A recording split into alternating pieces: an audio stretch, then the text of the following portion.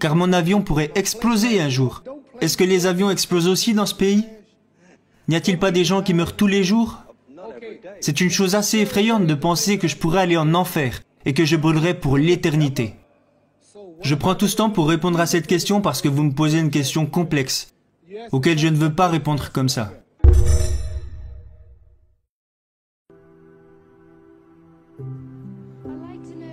Je voudrais savoir ce que vous comptez faire quand vous arrêterez la boxe.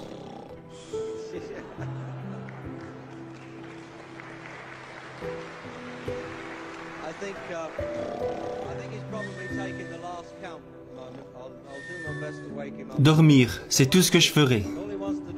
Non, quand j'arrêterai la boxe, j'aimerais dire quelque chose ici et cela vous fera probablement tous réfléchir. La vie n'est pas très longue. Disons que la personne moyenne ici a 30 ans.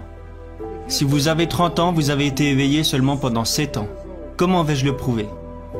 Vous avez dormi 7 à 9 heures par jour, chaque jour, pendant 30 ans. La nuit dernière, quand vous êtes allé vous coucher et que vous vous êtes réveillé ce matin, vous ne vous souvenez de rien. Donc si vous avez 30 ans aujourd'hui, vous avez été inconscient pendant 8 années.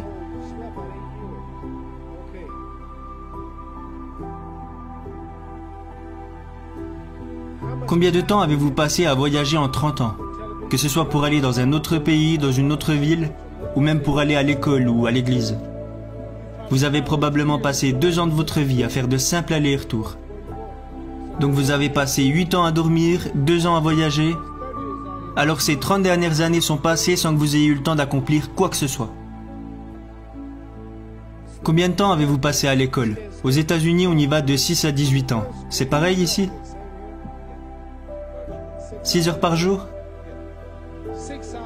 Donc 6 heures par jour pendant 12 ans. Si vous faites le calcul, vous êtes resté en classe pendant 3 ans. Donc 2 ans à voyager, 8 ans à dormir, 8 ans à l'école. Combien de films avez-vous regardé? Combien de combats, combien de divertissements, de pièces de théâtre, de matchs de baseball? Disons environ 2 ans de divertissement.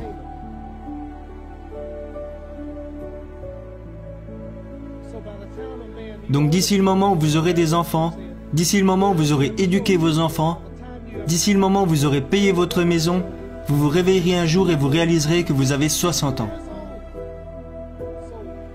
La vie est vraiment très courte. Donc si vous comptabilisez le temps que vous passez à voyager, à dormir, à aller à l'école et à vous divertir, vous passez probablement la moitié de votre vie à ne rien faire. Aujourd'hui, j'ai 35 ans. Dans 30 ans, j'en aurai 65. On n'a plus autant d'influence à cet âge. On ne peut plus faire grand-chose à 65 ans. Votre femme vous le dira sûrement.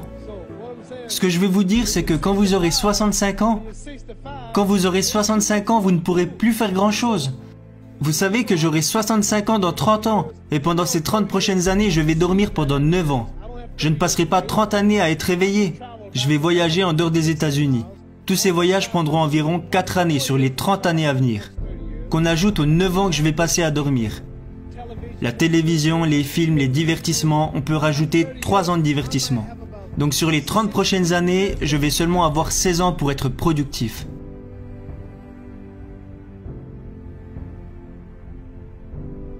Voilà la façon qu'on peut avoir de découper sa vie. Alors que vais-je faire avec les 16 années qui me restent? Quelle est la meilleure chose que je puisse faire? C'est me préparer à rencontrer Dieu. Posséder des biens immobiliers, développer un business, enseigner la boxe, tout ça ne m'enverra pas au paradis. Combien d'entre vous croient qu'il y a un être suprême, qu'il y a un Dieu? Combien d'entre vous croient en une puissance qui a créé le soleil, la lune, les étoiles? Combien d'entre vous croient que toutes ces choses ne sont pas apparues par hasard, que quelqu'un plus intelligent que nous les a créées? Combien d'entre vous croient en Dieu? Combien d'entre vous croient que Dieu n'existe pas?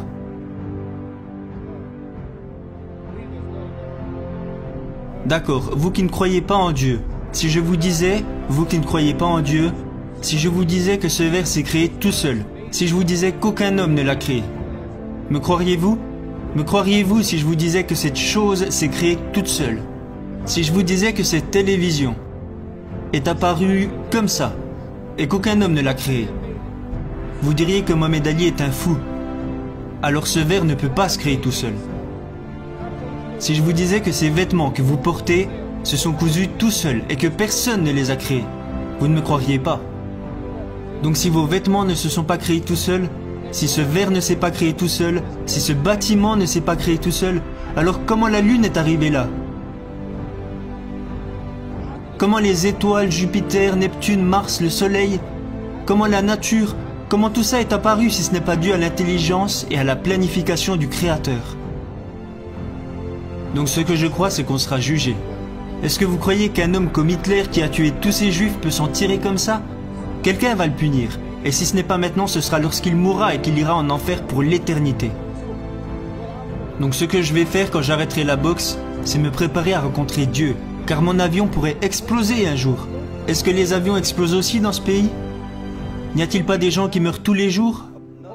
C'est une chose assez effrayante de penser que je pourrais aller en enfer et que je brûlerai pour l'éternité. Je prends tout ce temps pour répondre à cette question parce que vous me posez une question complexe, auquel je ne veux pas répondre comme ça. Quand j'arrêterai la boxe, je vais faire tout mon possible pour aider les gens. C'est pour ça que je suis ici avec Johnny Walker aujourd'hui. C'est un pauvre homme qui est venu depuis les États-Unis et il y a plein de gars qui ont besoin d'argent ici. Alors quelqu'un m'a appelé pour que je vienne les aider. Dieu me regarde. Dieu ne me félicite pas parce que j'ai battu Joe Frazier. Dieu se moque de ça. Dieu se fout de l'Angleterre et de l'Amérique parce que notre richesse est son œuvre. Il veut plutôt savoir comment on se traite les uns les autres, comment on s'entraide. Donc je vais consacrer ma vie en utilisant mon nom et ma popularité pour faire preuve de charité, pour aider les gens, pour les unifier. Les gens s'entretuent à cause de croyances religieuses différentes. Nous avons besoin de personnes dans ce monde pour aider à rétablir la paix. Comme ça, si je meurs et qu'il y a un paradis, je pourrais le voir. Parce qu'on vit combien de temps? 80 ans?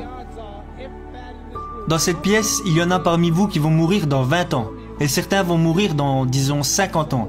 Et d'autres dans 60 ou 70 ans. Nous allons tous bientôt mourir.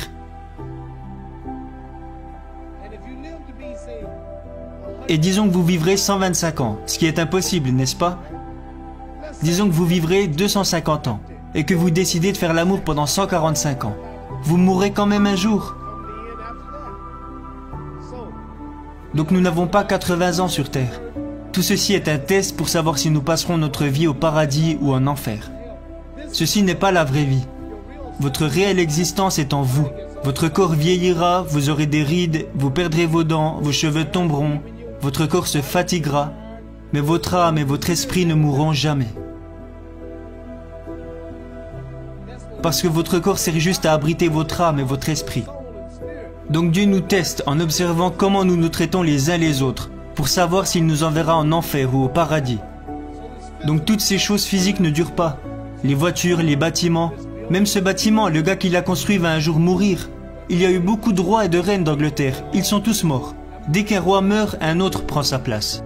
On ne reste pas ici, on est juste de passage, rien ne nous appartient. Vos enfants, votre famille, rien de tout ça ne vous appartient. Si vous mourrez et que vous revenez un an plus tard, allez dormir dans votre lit et vous verrez si votre femme est seule. Votre femme ne vous appartient pas. J'ai divorcé avec ma femme et mes 4 enfants appellent un autre homme papa maintenant. Vos enfants, votre famille, rien de tout ça ne vous appartient. Ce que je veux dire, c'est que la chose la plus importante dans la vie, c'est ce qui se passera quand vous mourrez. Irez-vous au paradis ou en enfer? Parce que c'est pour l'éternité, vous savez. Combien de temps dure l'éternité?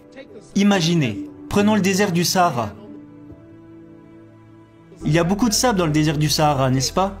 Imaginez qu'un grain de sable représente 1000 ans.